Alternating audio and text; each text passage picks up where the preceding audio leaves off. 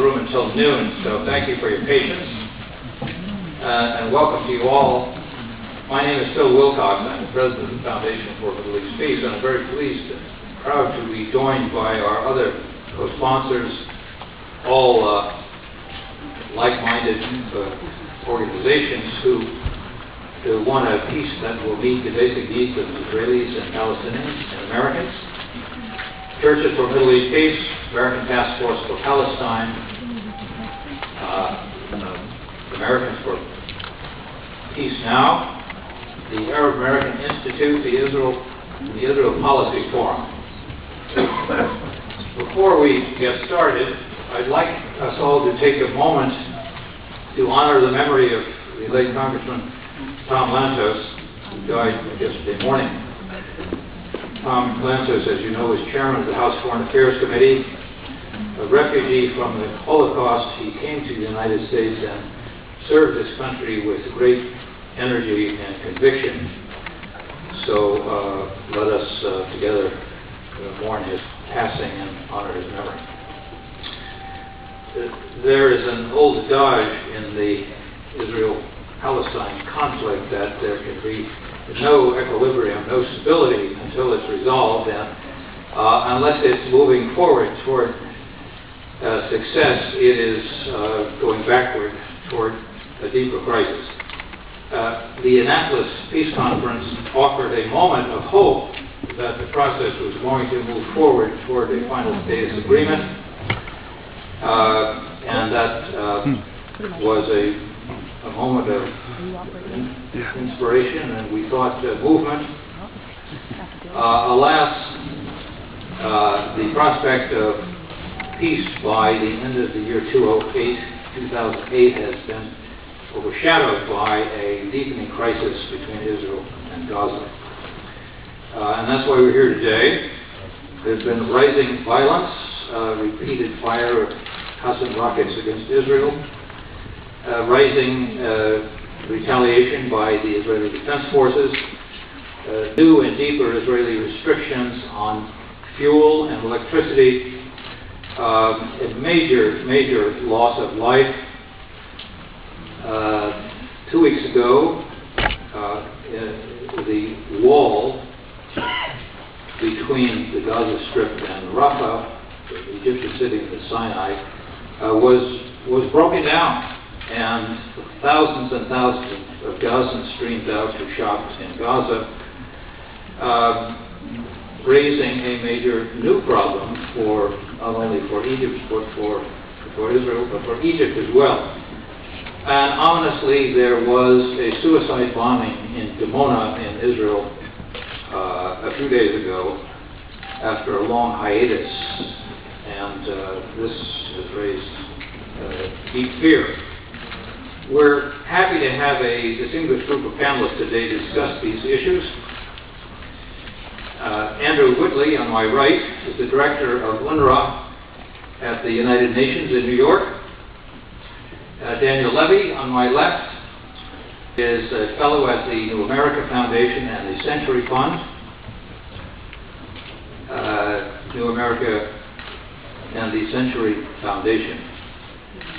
Faisal Omari is an analyst and principal staff member at the American Task Force for Palestine.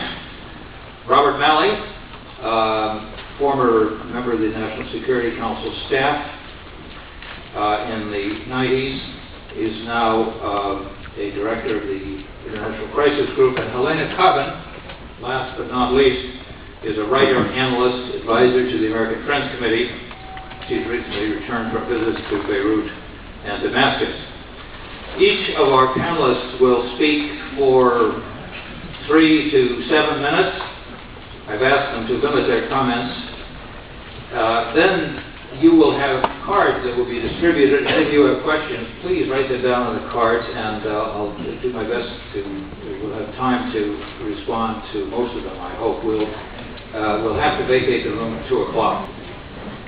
Our panelists will say, of course, what they think is most important, but I suggested to all of them that there are some issues that all of you are interested in, as the Gaza Strip threatens to spin entirely out of control toward wider violence, does this destroy the chances for moving forward with negotiations toward a final status peace prompted by the Annapolis initiative?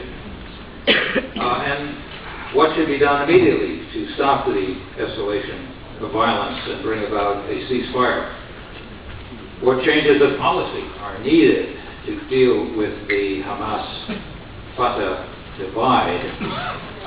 Is it possible or correct to work for the undermining, the destruction of Hamas, or does the answer lie in a Hamas-Fatah deal?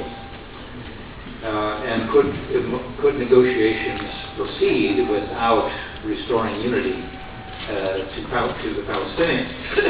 Finally, what should be done, last but hardly least, to resolve I think what I could call as a grave humanitarian crisis and restore orderly border controls and try to help the Gazan people who are suffering deepening distress. Finally, if anyone wishes to venture a thought, is this a time for increased and more active American leadership? So, without further ado, let me turn to Daniel, whom I have not, to me, Andrew, to begin. We'll follow up with Daniel and all the rest of the panelists. Thank you, Bill, and thanks to all the sponsoring organizations. On behalf of ANRA, we're really delighted to be here and to have the chance to address such an interested audience. I'll speak telegraphically, and if at times you hear an element of British understatement, then please bear with me. I will be a little more forceful, but as I am a serving UN official, we're supposed to be reasonably circumspect in our remarks, particularly when it comes to politics. And I represent a UN agency that deals with the humanitarian side of the crisis, but clearly one that is deeply affected by the political environment in which we work. Almost everything has a political dimension of what we do, and certainly at the present time in Gaza that is more true than ever. So let me run through my points very quickly and see if we can then move on. First of all, the current situation in Gaza and the West Bank is not conducive to advancing the peace process. In Gaza alone, there is 80% poverty. 70% of the population is dependent on UN aid, of which my agency provides 3/4 in the World Food Programme and the rest. Most young people are unemployed. One can talk, although there's a little glib about a lost generation, and I fear that may be the case. Secondly, the policy of the blockade of Gaza, in our view, is counterproductive, and it's counterproductive to the goal of producing a two-state solution. Thirdly, there is a deepening dependence on foreign aid, mostly delivered through the UN. This cannot continue for much longer. There will be a social explosion or an economic implosion on the cards, and the political consequences of that are unpredictable. It's unlikely to favour Fatah or the US poster child, Prime Minister Salman Fayyad, and we believe that the present situation in general is untenable for much longer. Gaza itself is on the verge of a health pandemic. We already have 50% of the population unemployed or underemployed. The elite and the business class have all gone. They have left with their money, their connections, their entrepreneurial skills, their talent, and that leaves the rest of the population in a very poor state when finally normality returns, as we sincerely hope it will in the near future. And in this traditional socially hierarchical society, who will speak for Gaza ultimately? Who is there who is going to do it? If not Fatah under the present circumstances, which is, as far as we can tell, not able to regain much popular support so far, though perhaps the gamble is that ultimately they will be able to do so as a consequence of Salman Fayyad and Muhammad's efforts to be able to show that their engagement with Israel and the US is going to bring rewards. But certainly it's a long shot in our view that it's actually going to lead to some results. So who in the end is going to be those who speak for the region? Unfortunately, we can see the arrival of extremist Islamist groups, and one can say without any fear of exaggeration is it going to be an Al-Qaeda type of faction who ultimately is going to come to the fore? Certainly, Hamas itself is divided, and it's unlikely to feel that it's got anywhere to go other than greater extremism, as the attempts that they have made to engage have generally been rebuffed. Do Israel and Egypt really want to have Somalia on their doorstep? We've already run through most of the several analogies that are commonly used in the media. People talk of Gaza as an open-air prison. I've heard the expression the world's largest zoo, a cesspit of misery in the sand. Mark Otti, who is a very sober and conservative Belgian diplomat, former ambassador in Tel Aviv, used this term about Gaza becoming Somalia only last week in Cairo. I myself, in private meetings, used it a year ago, expressing a fear that it's moving in that direction, and it was not intended as rhetoric or to exaggerate.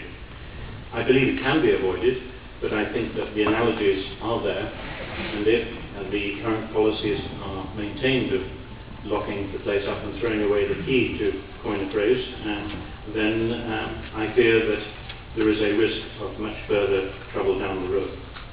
So what to do about it? De-escalate in the first place. Help all sides in the triangle, the government of Israel, the Palestinian Authority, Hamas, to help themselves. They can't, at the present time, climb down from the tree that they're all on their own. We need to take coordinated steps back to normality, to start opening the crossings, release prisoners, stop the Qassam rocket fire and the targeted assassinations on the other side, and resume normal life. That means commercial flows, not allowing the UN to bear the brunt of the problem. We don't want to be in that situation, and it's not one, as I say, that we think can be sustained for much longer, where the population remains in a state of utter deprivation, and the threats of much greater humanitarian calamities are around the corner. So we feel that only a package deal is possible. You can't take these initiatives in isolation. We can speak of the restoration of the Palestinian Authority's control of the crossings. We think that's a necessary first step, and one that ought to be taken vigorously. It certainly has some considerable support going for it, and the US administration is interested in doing it. We would like to see it advance. The Israeli government has shown more skepticism. There's a lot in the details of that. But as I say, it can't be done in isolation. There has to be something in it for everyone in order to be able to make a deal. The history of the Middle East, and the history particularly of the Palestinian national movement, is littered with spoilers, and Hamas has a considerable capacity to act as a spoiler if it's not brought into the game. Thank you. Thank you, Andrew. Elena Carvin, please. Yeah, I want to also acknowledge the people who organized this seminar panel discussion. I think it's great that we can have this discussion here today. Just like to note that it's the Friends Committee on National Legislation with which I have the affiliation, which is a lobby here in the public interest. As Andrew noted, the situation in Gaza is humanitarian, but it is not only humanitarian, it's also a political crisis. And I've been looking at political crises in the Palestinian-Israeli arena for some 35, 34 years now. My first book was on the history of the PLO. It was used as a textbook in Tel Aviv University. It was translated into Arabic, came out in 1984. Came out in Arabic and was used as a textbook in Deir Zayed and Kuwait University, University of Jordan, various other places. So, in fact, last month I went to interview Khalid Mishal in Damascus, and he said, "Oh, Munazzamat Tahta al-Mishhad," which is the name of it in Arabic.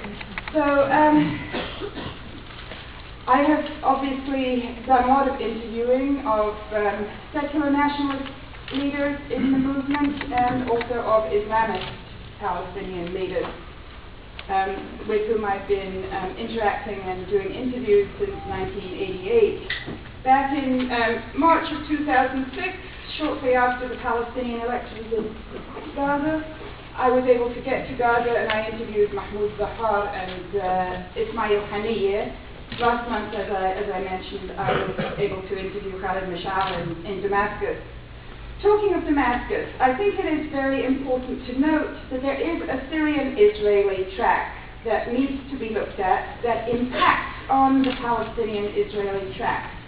When I was in Damascus, the people there, the officials there, who felt they had gone out on a limb to attend Annapolis, felt that subsequent to that, they had been cut off at the knees by the Americans, in particular by George Bush, in some very ill-considered comments that he made about 1 week after Annapolis.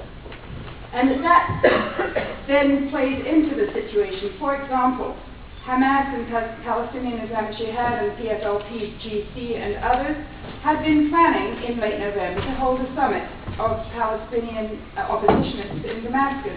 When the Damascus government decided to participate in Annapolis, that summit was put off, postponed indefinitely. It was held on January 23rd, the same day as the bust out from Gaza into Egypt.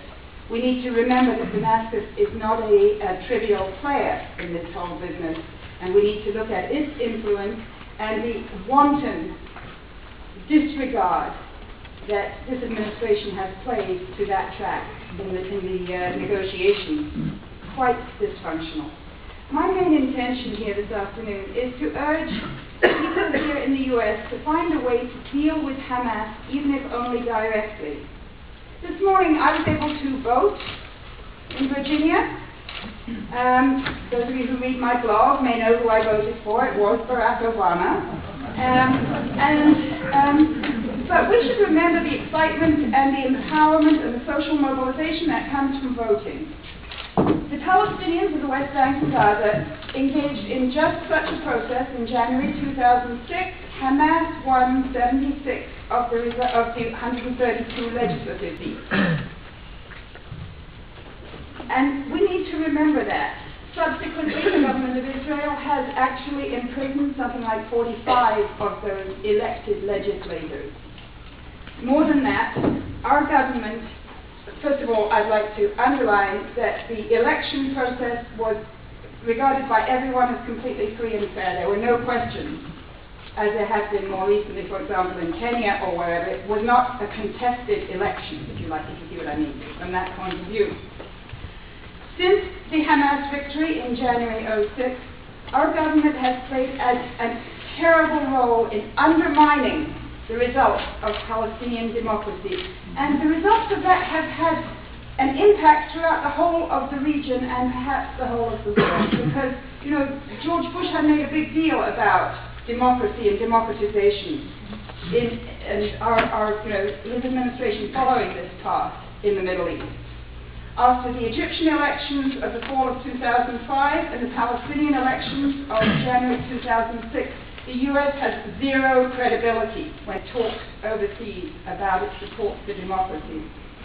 Since January 2006, our administration has supported an Israeli policy of excluding and crushing the elected Hamas leadership.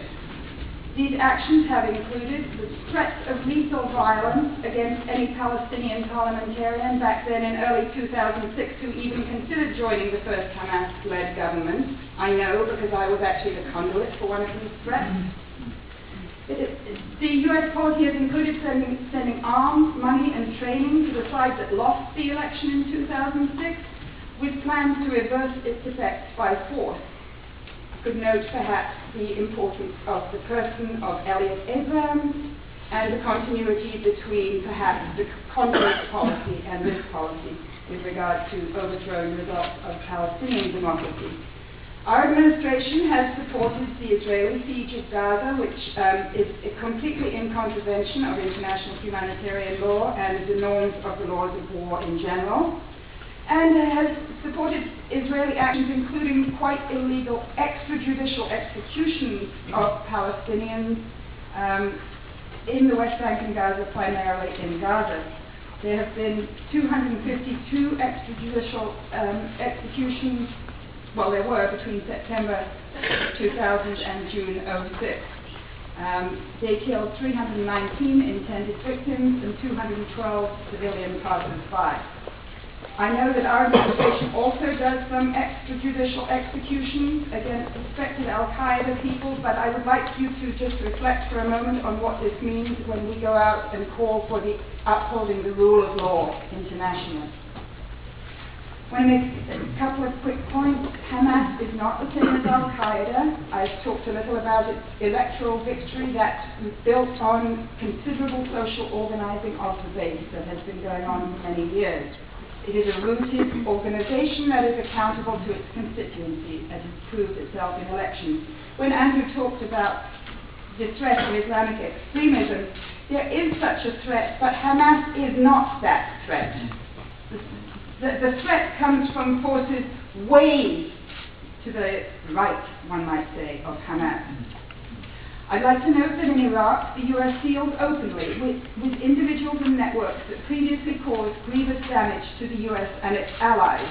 So the idea that we don't talk to terrorists is actually a rhetorical position that when it's our troops who are at danger, is not held to be graven in stone, but a more realistic approach is adopted in Iraq to dealing with former miscreants. Should be applied also in the Palestinian deal. I want to maybe mention the misuse of the discourse of terrorism that was used, for example, by the apartheid government in South Africa to describe the ANC, and of course also Mrs. Thatcher, bless her heart, described the ANC as terrorists. At the end of the day, it didn't stop the apartheid government dealing with the ANC, but it considerably delayed that movement. Of course, I deplore all uses of violence. I particularly deplore violence that harms civilians and entangles them in forceful conflict. That includes Hamas's use of suicide bombers and untargetable rockets. It also includes Israel's use of disproportionate violence against Gaza and the West Bank, and the economic blockade. Elena, could you summarize? Yeah, I'll just come to what I think needs to be done. I think we need 4 items on the agenda in answer to the questions that you had posed. The first is to sponsor a prisoner exchange between Hamas and Israel. Now, negotiations for this have been continuing, and they could be supported, urged on, or they could be, by the US, they could be blocked. Egypt is the main intermediary. That effort needs to definitely be supported. A ceasefire between Hamas and Israel, it's definitely possible. It should be supported enthusiastically. Thirdly, the Hamas leaders in Gaza, and this was a big point that I got when I talked with Dr. Zahara in particular in 2006, have a long-term vision that they want to see Gaza disentangled and taken out from the economic shackles in which Israel has held it since 1967. They see a vision of Gaza connected to the world economy through Egypt, or directly, because of course they are on the sea. They could do that. And they feel that that is far preferable to carrying on with this endless hope that someday down the road there will be a peace process that enables them to, I'm not sure what, but right now they are tightly bound by the Paris Agreement of 1994 to the Israeli economy, and the Israelis, as we can see, have been using this to pressure them and to put unbelievable pressure on Palestinian families in Gaza. And fourthly, a Fatah-Hamas reconciliation, absolutely. There was a Fatah-Hamas reconciliation brokered this time last year in February of 2007 by the Saudis. The US government never supported that reconciliation and the resulting national unity government and worked with various parties to overthrow it. That policy needs to be reversed, and the United States government needs to work with the Saudis and the Egyptians and the Jordanians to do everything that those parties and others can do to bring about the reconciliation. Thank you, Helena. Faisal Al-Omri. Thank you.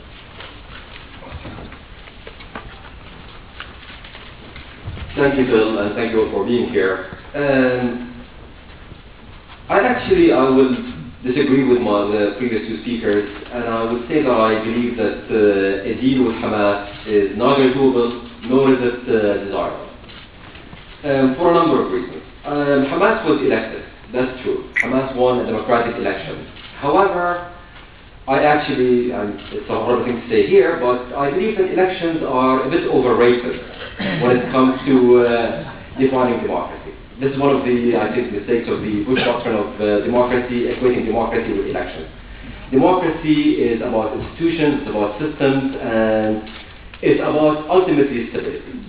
And the election of Hamas was democratic. However, Hamas immediately came to power and adopted policies which are completely in contravention to international consensus and to previous Palestinian commitments, and therefore has in some ways cornered itself out of the mainstream political game. And there are no good guys and bad guys, and this is quite complicated politics, and I wouldn't, just because they won an election doesn't make them necessarily, you know, the fuzzy organization. I think that this is not doable, not preferable on two levels. First of all, on a domestic Palestinian level. I think in every nation's development, in every nation's history, there comes a moment where a nation has to choose its direction. There's a conflict of narratives, and I think right now we're in one of those conflicts. In Palestine right now we have what really amounts to a zero-sum conflict on two levels. One is political and one is ideological. Ideologically, Hamas and Fatah come from totally different directions. Yes, Hamas is not Al-Qaeda. However, as a Palestinian, the kind of state that they espouse is not one that I would be terribly happy to live in terms of freedoms, in terms of the nature of the state, in terms of how it sees its future development. But politically speaking, and I think that's even more important right now, neither Hamas nor Fatah, in my view, is ready for a power-sharing arrangement. And we saw that last year in the Mecca agreement that was brokered between Hamas and Fatah in Saudi Arabia. Neither Hamas nor Fatah were willing to give up some of their major political assets, in particular the issue of control over militias. Each organization kept its own militias, and the issue of redefining the agenda of the PLO. And until these issues are resolved, and I don't see them being resolved anytime in the future, any national unity agreement, any kind of attempt to create national unity would be artificial and, in my view, unsustainable.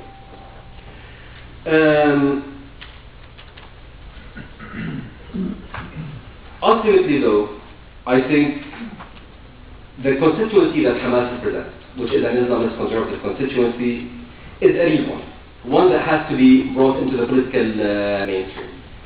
It's one that exists in every Arab country. The question is, do you bring it on what terms does it come to is it brought back into the political mainstream? And I think right now the terms being presented by Hamas are ones that are not acceptable. Finally, when it comes to this kind of deal, if the national unity deal is reached between Hamas and Fatah, this will be the end of any possibility of future negotiations with Palestinian and Israelis in the short term. And I think that's quite an important process, and I don't want to see this destroyed through a national unity agreement that is premature. And I don't want the Palestinian position in these negotiations to be diluted to an extent that it becomes untenable. So I think in some ways the kind of political differentiation that's happening through this split is not necessarily such a bad thing, if managed properly. Another dimension to this whole issue of deal with Hamas is the wider dimension. Should the Arab world and should the rest of the world have a deal with Hamas? And I think what happened in the Gaza, Egypt crossing recently is a very clear sign that such a deal is not preferable. Egypt has adopted in the last year a policy towards Hamas that on the face of it was against Hamas, but in practice there was some leeway. I don't think because of a political decision in Egypt, but I think because of the implementation issues on the border. Egypt did not want to go into a head-on collision with Hamas and try to manage Hamas. Hamas, in my view, took no note of that whatsoever, and when they had the opportunity to breach the borders, they did that, and they left Egypt to pay the political price for it. And I think Athens has to learn from that. Hamas acts within a political framework and a terms of reference that are different from the ones that regular governments deal with. Hamas still defines itself as partly as a resistance movement, partly as a political movement, and as such is very unpredictable in its behavior. And I believe that a deal with some of the Arab states with Hamas will come back to haunt these kind of states. I do believe, though, that a ceasefire between Hamas and Israel is possible, and possibly even desirable. Depending, though, on the price that Hamas is asking for, this kind of deal. If a ceasefire is only that, a ceasefire between I think it will be a good step to de-escalate the conflict. However, if Hamas attaches political demands, including recognition and what have you, I think the price is too high for such a ceasefire. All of that said, then how does one deal with the violence that's coming from Gaza? Because obviously Hamas is not going to sit back and watch itself being strangled and being defeated. It will continue using violence as it has in the past for its own political means. I actually agree with the previous speaker in saying that Hamas is not Al-Qaeda in one respect. Hamas employs violence and terrorism in a political context and based on political considerations. Hamas ultimately is a political organization that seeks to gain power in the Palestinian territories, and as such, when violence entails a high domestic political cost, Hamas thinks twice about using violence. And we saw that in certain junctures of the past. So the question is, trick right now becomes, how do you make violence costly to Hamas on a domestic perspective? I know exactly how not to make it costly for Hamas, which is exactly the fight that's been going on so far. The blockade against Gaza has definitely given credence from Hamas violence. And what happened in Gaza again, the breach of the border, was a great example of that. You got electricity, you got humanitarian support, the public gets desperate, the public gets anxious towards some direct action. Hamas picks on the public mood, commits violence, breaches the border, and it becomes more popular for that regard. If the blockade is lifted, if the public in general is not punished, if Hamas is isolated in that way, I think if there's a larger peace process, I think Hamas will have a lot to, will think twice before committing violence, because it will antagonize its domestic constituency. How do you deal with the humanitarian situation? I think the only way to deal with the humanitarian situation is to end the blockade through opening the crossings, both with Gaza but also with Israel. I mean, both with Egypt but also with Israel. Egypt is not a viable trade partner for Gaza. I don't think that would work. I don't think Egypt would want to be the only trading partner for Gaza. Gaza has to be opened up to the West Bank and has to be opened up to Israel for economic reasons, for export reasons. I think the crossings have to be opened, and they have to be managed by the Palestinian Authority, by Prime Minister Fayyad and security services. Obviously, this will entail some level of security cooperation with Hamas, which I think is not necessarily a bad thing. And the worst thing that can happen right now is disengagement from the Paris Protocol that governs the economic situation in the Palestinian territories, because if that happens, this will be the end of any kind of possibility of unification between the West Bank and Gaza in the future. So could you summarize and conclude, please? I would summarize then by talking a bit about, within this whole scene, what happens, what is the U.S. role that we can imagine, that we can foresee. And there are three levels that the U.S. has to be involved in. One is the most obvious one, which is managing the macro level of the negotiations, the permanent safety negotiations. And on this one, my belief is that the U.S. should actually stay out of it, and that the parties reach their deals when it comes to big issues like borders and refugees and those things. But then there are two other ones. There is the issue of Hamas Fatah. And on this one, I believe that the U.S. also should stay out of it. This is domestic Palestinian political conflict. When the Palestinians, when President Abbas decides that he wants to reach a deal with Hamas based on considerations that he believes would give him a good deal, I think the U.S. should not veto it. And at the same time, though, the U.S. should continue to work to shield Abbas and the PA from pressure from other sides to get Asian unity government with Hamas. The main role the U.S. can play right now is in terms of how things play out on the ground between the Palestinians and the Israelis. What we've seen since Annapolis is an escalation of things on the ground, increasing checkpoints, what have you, settlement expansion.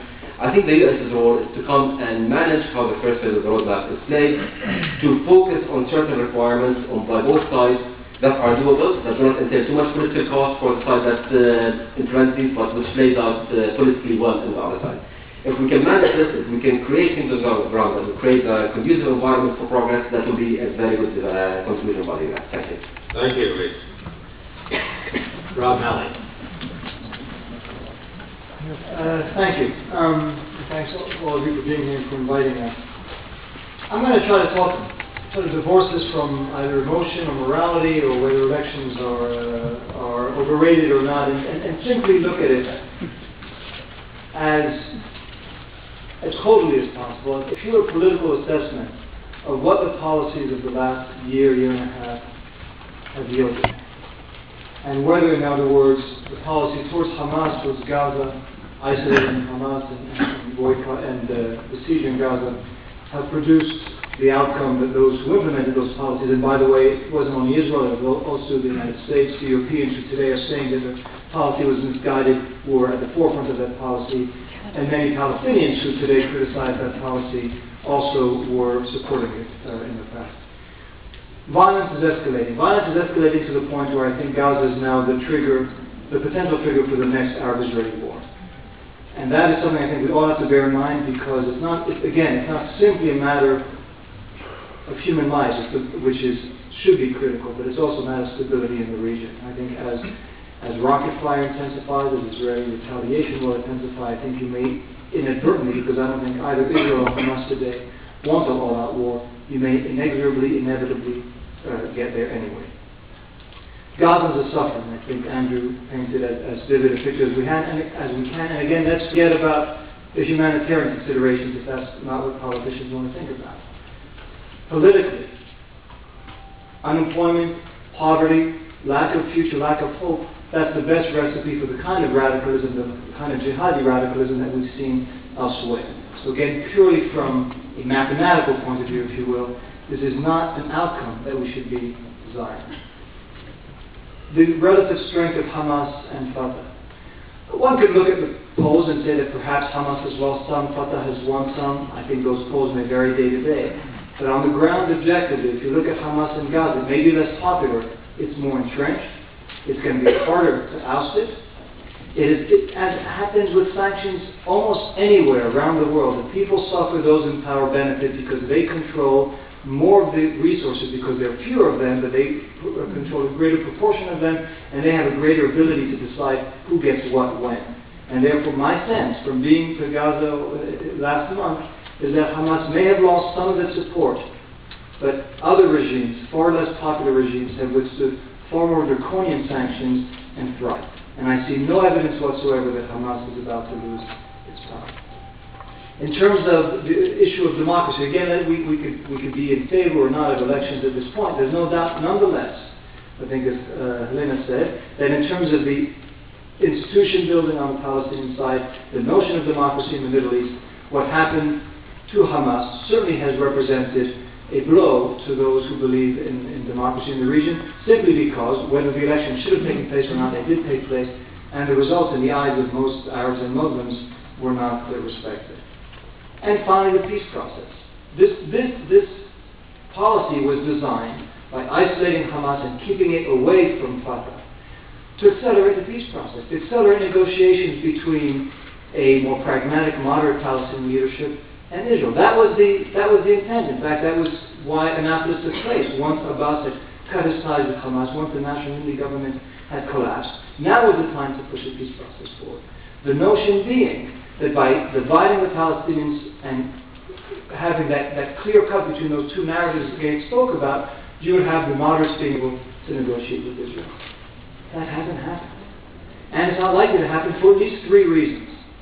Which is why I believe that division among Palestinians not only is not a prerequisite for a peace process, as some would claim, I believe it's an insuperable obstacle to a peace process, a genuine peace process between Israelis and Palestinians. Number one, again, as one of the speakers, I think Andrew said, Hamas has a spoiling capacity of violence. And we may say, yes, if Hamas launches rockets at Israel, the Palestinians will know all too well that it comes from Hamas and that Hamas is trying to undermine the peace process, so they'll ignore it and they'll support Abbas in what he's doing. But that's living in a fantasy world. If the rockets intensify and Israel's retaliation intensifies and military action intensifies and there's greater bloodshed, I would submit that it is impossible, politically impossible for President Abbas or any Palestinian leader to continue negotiations with Israel as Palestinian blood is being shed. And conversely, no matter what the Israelis may say today, if you have increased violence against Israel, if, God forbid, a rocket were to kill a large number of Israeli civilians, how long do you think this Israeli leadership is going to be able to continue negotiations with Palestinians? It is not tenable. We may want to say that we should put violence on one side and a peace process on the other, and I've said that in the past myself during the 90s. It just won't work. Second of all, because when you have a Palestinian house that is divided, as the Palestinian has today. At a time when you're asking the Palestinians to make historic concessions, both sides to make historic concessions, you're putting the Palestinians in the worst possible political shape to do so when they have a significant, sizable constituency that feels alienated, that feels marginalized, and therefore will do everything in its power to discredit the concessions that under other circumstances perhaps, with difficulty, but perhaps could be accepted by a majority of Palestinians. But if you have Hamas outside, if you have them able to paint President Abbas and others as being complicit with the Israelis, complicit with the Americans, complicit with the West, do you really think that Abbas is going to be able to sell that agreement, implement that agreement? How long will it withstand the critique that will come not only from Hamas, but from other Palestinians, including disaffected members of Fatah? So a mood of Palestinian division is the worst context in which to have a historic reconciliation between Israelis and Palestinians. And finally, all the unknowns. We already saw what Hamas did in the border with Egypt, which has completely shifted the context, the environment of the Israeli-Palestinian configuration. They have other tricks up their sleeve that we may not even be able to think of, but which they may come up with. So we may want to ignore Hamas and Gaza, they won't ignore us, and they'll continue to remind Abbas, Omar, and the rest of the world that if you try to do things without them, you won't be able to do much, period. And I think that we have to keep that in mind when we try to think of whether the strategy has worked or not. Now, some of the responses, and gave some of them, and I think as best as anyone could. One argument is now is not the time because Hamas is too strong and Abbas is too weak. I've been hearing that argument for months and months and months, and as I look at it, the trend lines are going precisely in the opposite direction. Hamas is getting stronger politically, I don't mean in terms of political support, but politically in terms of its ability to torpedo the process, and Abbas is getting weaker. 6 months from now, what are we going to say? We're going to say at that point that Abbas has no choice because he's so weak, so he's going to have to talk to Hamas? So let's not assume that time is our friend. Time means more violence. Time means the possibility of all-out war, and time means, I suspect, further discrediting of the Palestinian leadership in Ramallah, unfortunately. The other argument is that Hamas is unpredictable, you can't deal with them. Frankly, I'm not sure what's that unpredictable in the way Hamas has behaved. I may not agree with it, I may not think that it was the right thing to do, but I think it was not only perfectly predictable, I think a lot of us at this very table have predicted it precisely. In particular, what they did in Egypt, it may not have been the precise mode of operation that one expected, but it's a perfectly logical thing Hamas did. It's not illogical. It's not irrational. It's a rational reaction to the political situation in which they felt that they were besieged and asphyxiated, and so they took action to be able to breathe again. Again, it may not have been the best thing they could have done, but I don't see what's irrational. So I think one could deal with them in a rational way. Now, having said all that, I'm not naive. I wasn't born yesterday, and I've been in the U.S. administration, so I know there's some things that are not possible. And I'm not here advocating that we start embracing Hamas and engaging with them. I've met with them enough to know I have no illusions about either their ideology or their practice. I think we have to deal with them with eyes wide open. But I think we have to bear in mind that when a policy consistently produces the opposite result of the one we're pursuing, we have to put it into question. We have to question again and again whether it's the right way to go. And that's what's been happening. And I think I'm going to echo a lot of what Andrew and Helena have said in terms of, and even in terms of what needs to happen now. What do we all want, I think, at this table? A peace process that is actually moving. Actually moving, and frankly, at this point, I don't think it has anything to do with Hamas. It's not moving at all because of other reasons. A ceasefire because we don't want an explosion between Gaza and Israel for all the reasons I mentioned. We want to strengthen Abbas because we want to show that negotiations and diplomacy work in a way that, violence does. Yes, we want that as well. How do we get those three? We can't get those three by pursuing the march that we're pursuing so far. All three actors right now, I think Andrew mentioned a triangle. I very much view it as a triangle. Fatah, Hamas, and Israel. No two of those actors can move against or without the other. As I just described, Fatah and Israel cannot move if Hamas is not involved because they will torpedo it. I don't think that a reconciliation between Hamas and Fatah can take place over Israel's objection because, as Brit said, if Israel doesn't want to pursue the peace process under those circumstances, the Palestinians will be losers. And nor do I believe that Hamas and Israel can or should move without Abbas's participation, because Abbas will do everything he can to undermine it, and also because it would undermine Abbas, which is not something that we have an interest in seeing. So we need to find a way in which all three actors move together. Not easy, and I think the recipe is what we've heard already. Reconciliation of some type between Fatah and Hamas, a ceasefire between Hamas and Israel that would be mediated by Abbas in order for him to get the credit for it. Prisoner exchange that he would be brokering on behalf of Hamas in order to be able to get some credit. A peace process in which Hamas would restore its mandate to Abbas to negotiate with Israel and to put whatever agreement to a referendum, so that Hamas feels included, but in fact the winner of this cohabitation is Abbas rather than him being the loser. Not an easy thing to do, and most people, when I put this to them, say, well, it's simply not realistic. And I can see that at this point it does look quite surreal, but again I would submit, what is realistic about a policy that consistently produces the opposite of what we say we want it to produce? Thank you. Thank you, Rob. Daniel Levy, would you summarize, if you like, or add your comments, and could you address the question of a ceasefire? How is it? Is there potential for a ceasefire now? What have the various parties said? What did the U.S. do? Well, with your permission, Ambassador, I would just like to open my comments by echoing your words about Tom Lantos and recognizing his memory.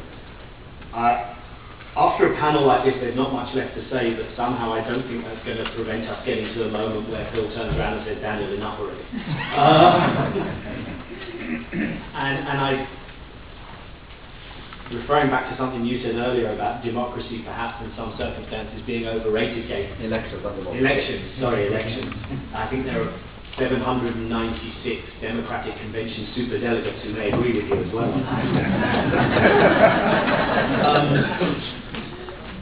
To be honest, in many ways our discussion can almost begin and end with Andrew's opening presentation of what are the repercussions on the ground in Gaza to the current policy, what that means to the local population, what that means to situations, economically speaking, socially speaking, that become endemic, and just how blindingly obvious that should be to Israelis, Palestinians, Americans, and just about anyone else that this is not wise.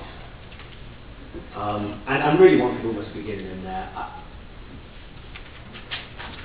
Look, I think it's actually a consensus here that we do need to drive towards a ceasefire, which doesn't make it easy to achieve. I think some important myths have been imploded on this panel. I think that's the structure of Annapolis, which is that you do dramatic Israeli-Palestinian peace breakthroughs by driving home Palestinian division, by keeping out Syria. I think it was the best Rice could get, actually. I think it was the best that Secretary Rice could get in the current construction of the administration, and given what I would call the Department of Deep Narrative Framing.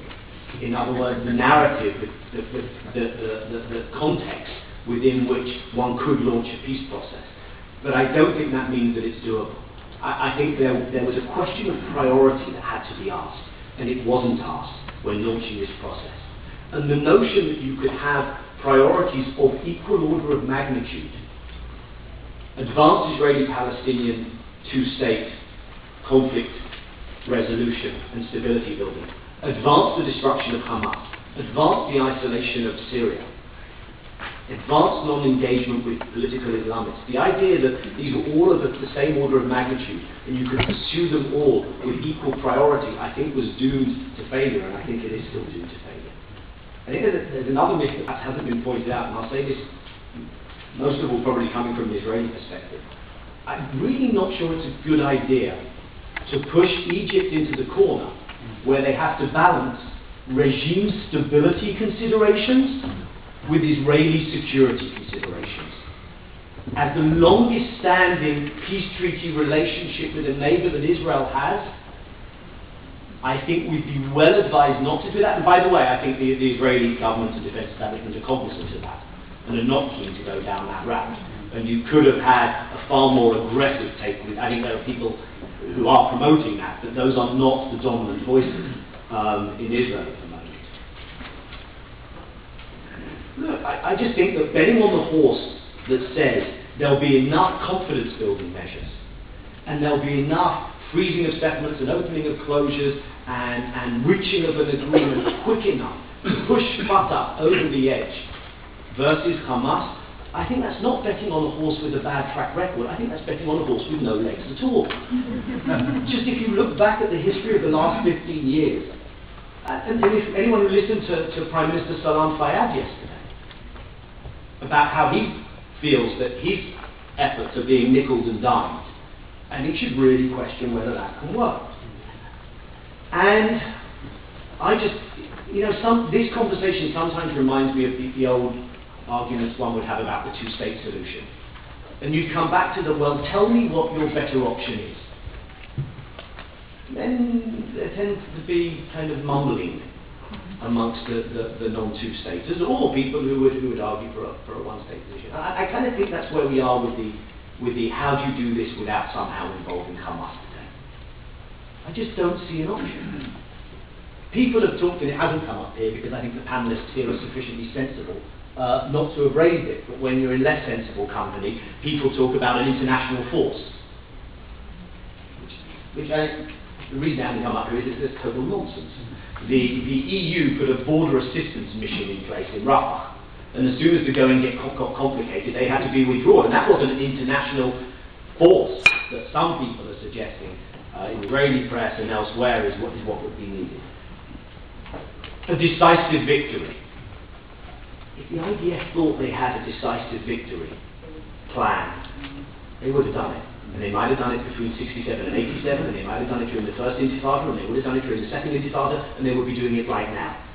When we keep getting told by Israeli military leaders, well, we can, and we're preparing for it, and we're going to do it when the moment comes, but they're not doing it, it's not coincidental. It means that they have one or two question marks about whether this is doable militarily, to say the least.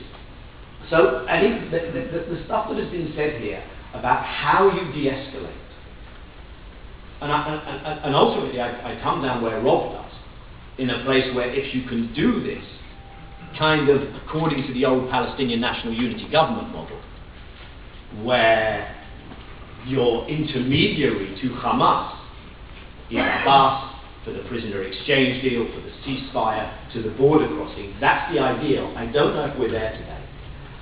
And I guess I would have to say to Gabe that if I were a Palestinian ... but I'm not, so I can't look at this through the Fatah and what's best for Fatah lens. And maybe if Bibi Netanyahu got elected as Israeli Prime Minister, not that I'm saying they're the same as Hamas or anything like that, but if he got elected as Israeli Prime Minister, I might be sitting here and trying to convince you that even if Bibi was prepared to do ABC, don't trust him. The strategy has to be bring down the Netanyahu government, because then the good folks can be back in power, and then we can have a real peace.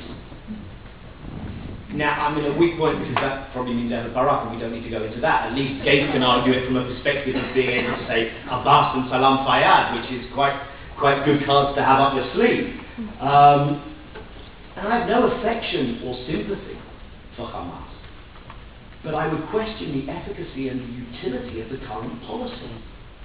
And I think that's the testing point. And the points have been made that Hamas is not Al-Qaeda. And Helen has pointed out who are the Sunni awakening councils? To the extent to which there's a more stable situation in certain parts of Iraq, it's much more to do with the political alliances that were made than with the troop surge. And I would just urge people to sometimes think about that in also Palestinian terms. And I think Gates and myself are trying to get to the same destination point. And Gates looks at the bridge that I'm suggesting we cross to get there, and he says, Daniel, that bridge is going to collapse when you're halfway over it. And I'm looking at the bridge that Gates is suggesting we traverse to get to that end destination, and I'm saying I can't even see a bridge.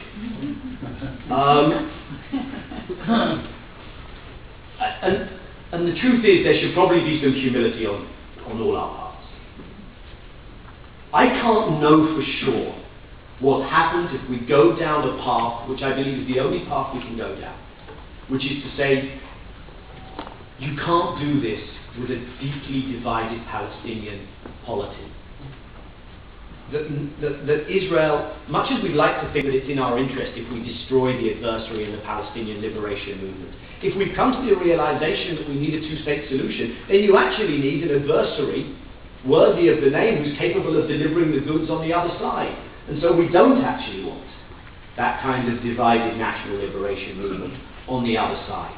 And the idea that you can reach an agreement, and Rob spelt it out, so I really don't need to go there, under these political conditions, and it can hold, or that you can have a shelf agreement.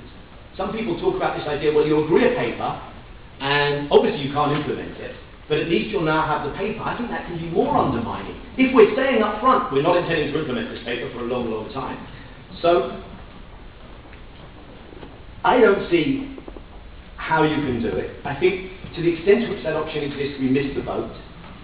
Timing has been talked about here. I couldn't agree with Rob more that time is not on our side. So what are you left with? Well, I think you're left with a combination of ideas that have been brought up. In the absence of an ability for Israel to pursue the ceasefire prisoner exchange and opening of Gaza via Abbas as someone who also represents Hamas and Gaza, then I think we have to have back-to-back policies. Israel should continue in a certain dialogue with Abbas. Israel should try to de-escalate, and the steps were all put out there by the panelists, should try to de-escalate, including the ceasefire, with Gaza. I'm not sure how much progress you can make before there is a new round of Palestinian reconciliation. I think the veto should be removed by Washington on Egypt, Saudi Arabia, Europeans and others in trying to find modalities and mediation options between Hamas and Fatah and between Hamas and Israel. In the absence of that veto being removed, I think those actors should push the envelope to the maximum to conduct that mediation anyway. And I will say that for the foreseeable future at least,